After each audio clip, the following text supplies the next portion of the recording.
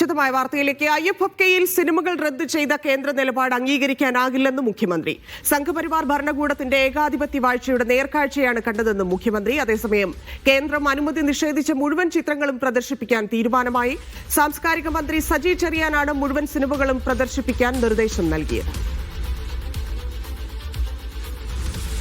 ഒരു ഗവൺമെന്റ് വളരെ കൃത്യമായിട്ട് ഒരു ഫെസ്റ്റിവൽ നടത്താൻ തീരുമാനിച്ചിട്ടുള്ള ഒരു ഗവൺമെന്റ് ഉണ്ട് നമുക്ക്. കാരണം ഈ സിനിമകളെല്ലാം തന്നെ കേരളത്തിൽ ഇതിനു മുമ്പ് കാണിച്ച സിനിമകളുമുണ്ട്, കാണിക്കാത്ത സിനിമകളുമുണ്ട്. അപ്പം മുമ്പ് പലപ്പോഴും ഇതേപോലെ തന്നെ പെർമിഷൻ സെൻസർ എക്സംഷൻ പെർമിഷൻ വാങ്ങിച്ചെടുക്കുക എന്ന് പറയുന്നത് ഫിലിമുകൾ അയച്ചു കൊടുക്കുന്നു, അതിൻ്റെ ഡീറ്റെയിൽസ് സിനോപ്സിസ് മറ്റും അയച്ചു കൊടുത്ത് തന്നെയാണ് ഇതിനകത്ത് വരുന്നത്. അപ്പം ഒരു ഗവൺമെൻറ്റിൻ്റെ ഇത് സിനിമകളുടെ ലിസ്റ്റ് മുഴുവൻ അവർ കൊടുത്തു കഴിഞ്ഞിട്ട് അവർക്ക് തോന്നുന്ന ചില വാക്കുകളുടെ പുറത്ത് മാത്രമാണ് ഈ സിനിമകളെ അവർ മാറ്റി നിർത്തിയതെന്ന് കാണേണ്ടി വരും. അല്ലാതെ പാട്രിഷ്യ പൊട്ടങ്ങൻ പോലെ ഔർ ഓഫ് ഫർണസ് പോലെയോ അല്ലെങ്കിൽ വാജിബ് പോലെയൊക്കെയുള്ള സിനിമകൾ ഇവിടെ സുവർണ്ണചകോരം വാങ്ങിച്ചിട്ട് പോയിട്ടുള്ള ചലച്ചിത്രങ്ങൾ അടക്കമുള്ള ക്ലാസിക് ലോക സിനിമയുടെ ക്ലാസിക് എന്ന് പറയാവുന്ന സിനിമകൾ പോലും ഈ മാറ്റി നിർത്തുന്നു എന്ന് പറയുന്നത് എന്തോ, കാരണം സത്യത്തിൽ വിവരമില്ലാത്തത് കൊണ്ട് മാത്രമാണെന്ന് പറയേണ്ടി വരും. കാരണം ഇത് എത്തിപ്പെടുന്ന മുകളിലുള്ള ആൾക്കാർ സിനിമ എന്ന മീഡിയത്തെ മനസ്സിലാക്കാതെയാണോ അല്ലെങ്കിൽ സിനിമ എന്ന മീഡിയത്തിനോടുള്ള ഭയമാണോ, ഈ മീഡിയം വളരെ പോപ്പുലറായി ഈ മീഡിയത്തിനോട് പേടിച്ചുകൊണ്ടാണോ എന്നറിയില്ല. പക്ഷേ എന്തായാലും അവർ എന്തു കാരണത്താൽ ഇത് വിലക്കുന്നു എന്നുള്ളത് പറഞ്ഞിട്ടുമില്ല. അപ്പം ആയതിനാൽ എൻ്റെ അറിവിലാണ്.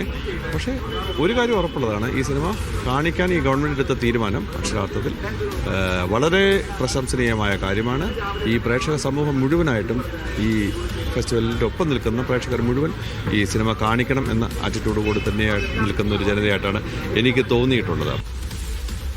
കാരണം ഷെഡ്യൂൾ ചെയ്ത പ്രകാരമുള്ള സിനിമകൾ കാണിക്കാൻ പറ്റാത്തൊരവസ്ഥ നിങ്ങളൊക്കെ ഇതിനു മുന്നേ റിപ്പോർട്ട് ചെയ്ത് കഴിഞ്ഞു.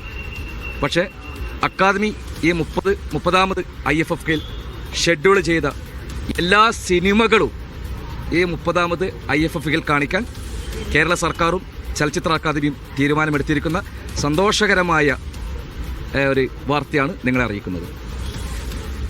അതിൻ്റെ ഒരു ചെറിയ സ്ക്രീനിങ്ങിൽ റീഷെഡ്യൂൾ ചെയ്യുമ്പോണ്ടാകുന്ന ചെറിയ പ്രയാസങ്ങളുണ്ടാകാം.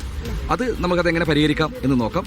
അല്ലാതെ പറഞ്ഞിരിക്കുന്ന എല്ലാ സിനിമകളും ഈ ഫെസ്റ്റിവലിൽ കാണിച്ചിരിക്കും. അതുകൊണ്ട് തന്നെ ഒരു സിനിമാ പ്രേമികളും ഒരു തരത്തിലും ഒരാശങ്കയും വേണ്ട. വളരെ സുഗമമായി IFFK 30ാമത് എഡിഷൻ ഇവിടെ പര്യവസാനിക്കും. അതിന് നിങ്ങളുടെ എല്ലാവരുടെയും സപ്പോർട്ടുണ്ടാകും.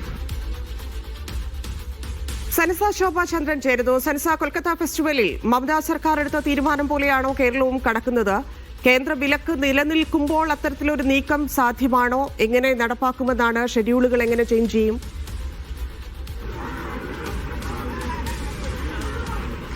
ധന്യ, ഇത്തരമൊരു നീക്കം സാധ്യമാണ്. മുൻപ് കൽക്കട്ട ഫെസ്റ്റിവലിലും ഇതേ നിലപാടിൽ തന്നെയായിരുന്നു കേന്ദ്രം തുടർന്നിരുന്നത്.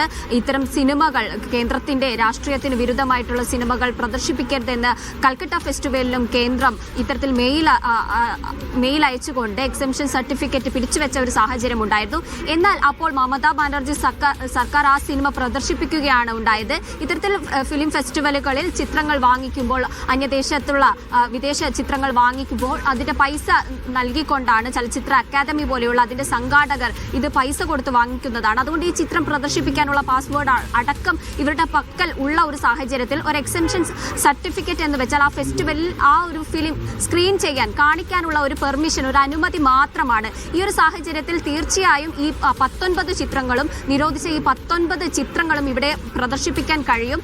ഈ ഒരു നിലപാടിൽ തന്നെയാണ് സർക്കാർ മുന്നോട്ട് പോകുന്നത്. ഇപ്പോൾ മുഖ്യമന്ത്രി അടക്കം ഫേസ്ബുക്കിലൂടെ പ്രതികരണം നടത്തി ഭിന്ന സ്വരങ്ങളെ അടിച്ചമർത്തുന്ന, സർഗാത്മകമായിട്ടുള്ള സാംസ്കാരികതയെ അടിച്ചമർത്തുന്ന സംഘപരിവാർ അജണ്ടയുടെ ഒരു നേർക്കാഴ്ചയാണ് ഈ IFFKയിൽ നടന്നത് എന്നതടക്കമുള്ള ഒരു പ്രതികരണമാണ് മുഖ്യമന്ത്രി നടത്തിയത്.